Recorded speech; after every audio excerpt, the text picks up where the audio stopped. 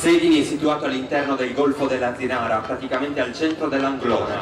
Il territorio ha in generale una conformazione collinare, ma non mancano tratti di pianura, anche abbastanza estesi, dove si praticano l'agricoltura estensiva e l'allevamento. I costumi di sedini sono stati ricostruiti sulla base di antichi indumenti ancora gelosamente conservati. Al costume maschile, sobrio ed elegante nella linea e nell'accostamento del bianco e del nero, si accosta l'abito femminile di gala, ingentilito dall'impiego di tessuti pregiati e rotazioni.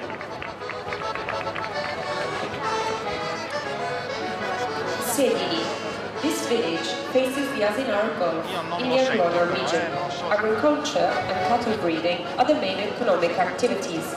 Costumes have been remodeled on the basis of original examples still jealously preserved. The men's costume is sober and elegant in its combination of white and black.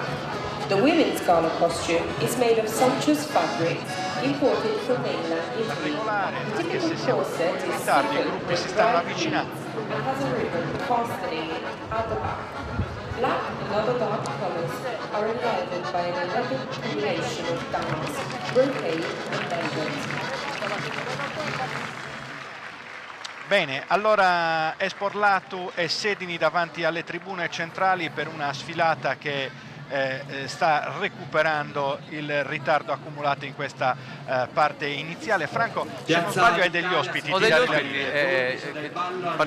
abbastanza particolari, curiosi, se la telecamera riesce a vedermi, perché sono dei francesi della Costa Azzurra che hanno scelto